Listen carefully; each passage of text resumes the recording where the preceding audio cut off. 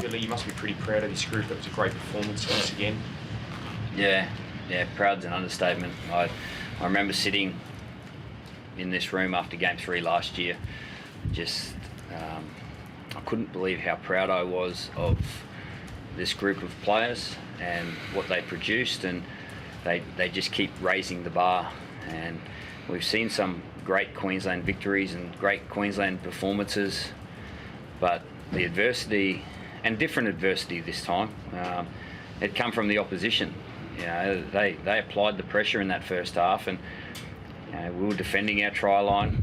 They would make line breaks, and we'd come up with some big plays, including the one from the guy sitting next to me, and then the 12 other Queenslanders backed him up and got back there and defended their try line. And there's no excuses in this team. There's no worrying about what's just happened. It's just about getting on with the job and being resilient, and that's what the people of Queensland do. So we try and reflect that. I think stats says they had something like 64% of the territory, but in Origin football, it's almost unheard of for a team to repel that and win by so many. I mean, what does it say about your defensive structures as well, and the way these guys have embraced it and all that? Yeah, I haven't actually looked at the stats, but I could imagine the penalty count would be ridiculously in their favour as well. The stats weren't great in Game 1. They had 6 more sets than us. We lost the penalty count 10-6. Time in opposition half was 15 minutes compared to our 7 minutes. Like, stats have been against this team for a long time, and they just keep rising above it. So that's got to impress you. Coach, you've seen some special things in your time, but 34-year-old legs to run down Steve Crichton, where does that place him? Well, it starts with a head start, and he needed a head start because Stephen Crichton's, he's an athlete and he's quick. But when you want to do something, and want is a very undervalued stat, you can't actually put it into a stat, but you can see it. And there was a whole heap of want in that action, whole heap of Queenslander in that action, and like I said, he had some mates there to back him up. He put himself in a position. You move your feet, you put yourself in a position to make the play. Daly, you said something about Scotty Sattler. That was 20 years ago. He made his tackle. Was that flashy? Was it in front of your mind? There's funny moments like that where everything just goes so slow. I felt like I was running on a treadmill. But again, as Bill said, there's a bit of mentality. You just got to keep moving your feet, and if you keep moving your feet, you're going to make the play for the team, and that's as simple as it was. Daly, how are you feeling as captain of this team right now? It's a cliche word at the minute, but I'm so proud. I'm proud to be the person that gets to run us out of the tunnel. I'm proud to be the captain of Queensland, and I can only hope that everyone's sitting at home tonight, and when they wake up tomorrow, those Queenslanders are proud of their team. How much credit, Daly, do you give the bloke beside you there for formulating the plan that's got you guys across the line? He's been a huge part of it, and he won't want to take the credit because that's the player, the coach and the person that Bill is, but he's been a massive part of this resurgence from the Queensland side, so we feel really lucky to have him as our coach, and there's a lot of people around him as well which he's put there, coaching staff as well, and then from there the players have played their role, so everyone has to play their role in it. It's just not one person, but we're bloody proud of our coach, and we're definitely following his lead. Billy, it was a wild ending. What did you make of the Walsh Blue Eye incident? State of origin, it means a lot to both teams. There's been a bit go on in the first 2 games, and it just probably boiled over a little bit. Looking at it from our point of view, they went after him. Fox went after him in the first action in Game 1. Pangai came in about 20 seconds after.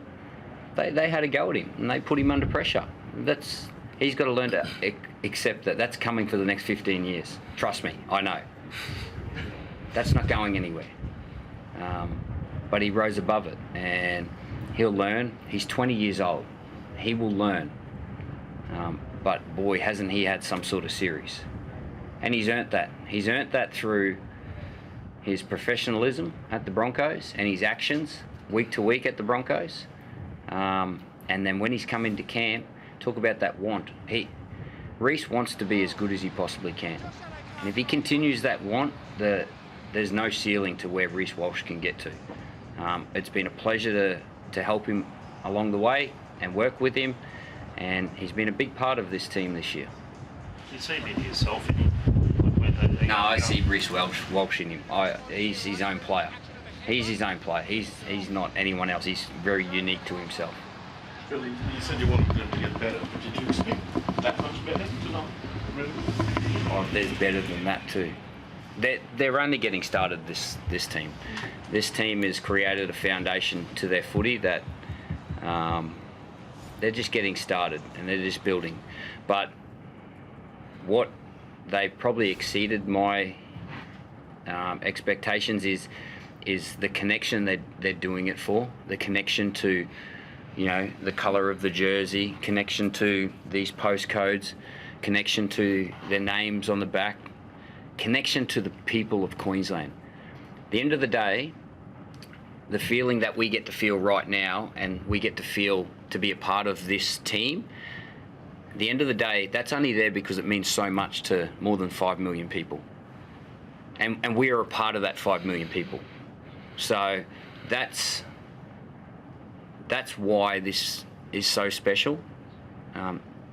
This group of players are playing for a higher purpose than themselves. What about 3-0? Have you addressed that in there? Have you already put something in front of there?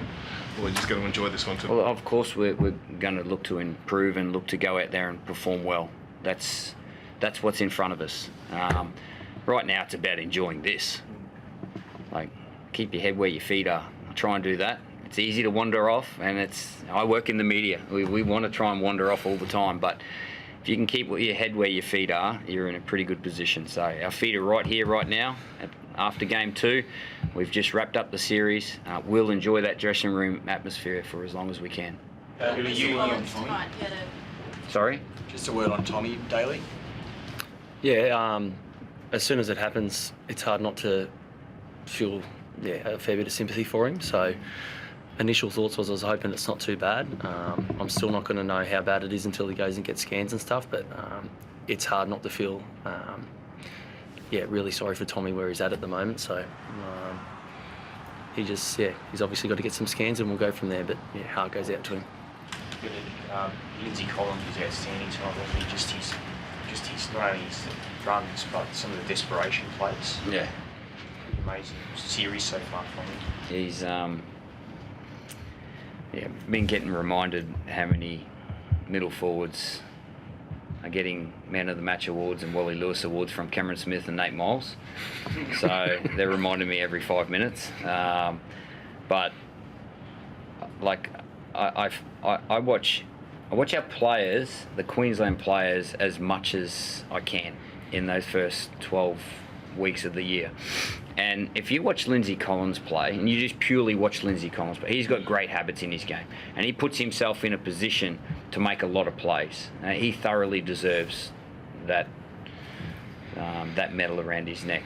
Ruben Cotter's had that medal around his neck and thoroughly deserved it. Ruben Cotter's played 3 Origin games and he's been in the top handful of players on the field every game. We've got a middle unit that I'm blown away how hard they work and their movements. We watch their training and we look at it sometimes as a coaching staff and we think this is too good to be true. This is happening too well.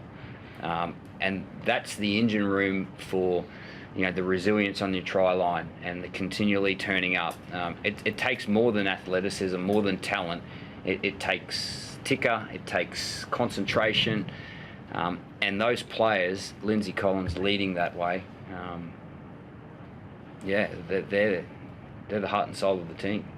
Really, I know you never want to talk about comparing them to eras or dynasties or anything like that, and we're a long way from that at the moment, but you speak about this being the start of a special time of football for this group, but Yep. You must just feel some special aura about this particular team and what you managed to do with them in a short space of time and the way they are playing their football together and the connections as you mentioned. But like as you say, if this is just the start, like do you feel like there's a kind of long road of sustained success perhaps in front of them now? Yeah, look, I don't take myself there. When I talk about this is only the start of this group, it's the start of their footy. They've created a really good foundation. I would never compare them to different eras because eras are so different. You think about Arthur Beetson's era, Wally Lewis went through the 80s, Alfie Langer the 90s, Gordon Tallis. There's been some great eras, and they're Queenslanders. We've got a bunch of Queenslanders in there willing to play for Queensland, and their footy will grow, their footy will get better. They've got a great connection. They're all mates. So as long as we've got that, we've got a really good base to work with. And now I'd never try and compare them to other eras, but they're certainly creating their own. Billy, you worked with Freddie. Do you feel sorry for him? Freddie's a great man. He's a great coach. I was sitting back in 2000 and I played against him in 2018, 2019. He was in this position. We're very quick to forget that. He's done a great job with that team to bring them together, to create a culture. He gets out into the community. He understands Origin. Don't forget that. Billy, there was the last couple of minutes there, the results there, the game's won. You still got guys like Tino making those big tackles. How much did you enjoy just seeing that ruthlessness and that desperation to compete when it's all sealed?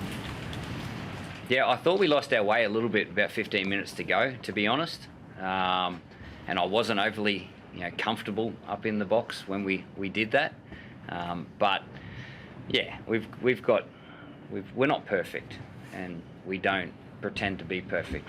We go into the game knowing that we're not going to be perfect, but when you've got guys like Tino in your team willing to continually work hard and turn up for plays and make plays, at the death of the game, you can afford not to be perfect. Billy, the way that Hammer and Murray really defended as a unit there for quite a while and were then able to turn into attack. They've only played a few games themselves. What is it about these two so young that's been able to strike such a partnership, even so young in this arena? Yeah, be a great question for Josh Hannay. And we talk about everyone contributing to the whole organisation and the whole team dynamic. Someone like Josh Hannay, who doesn't get spoken about a whole heap in this environment, he's added so much to the coaching group. He's added so much to those outside backs and the team in general. And he's done a lot of work with those guys. Created some good principles in their game and defensively, especially, and that shows out there under pressure. We're not about crediting any one person, but if anyone needs a bit of credit for that, that's Josh Hannay. Thanks, guys. Cheers. Thank you. Thanks, all. Thank you. Well done.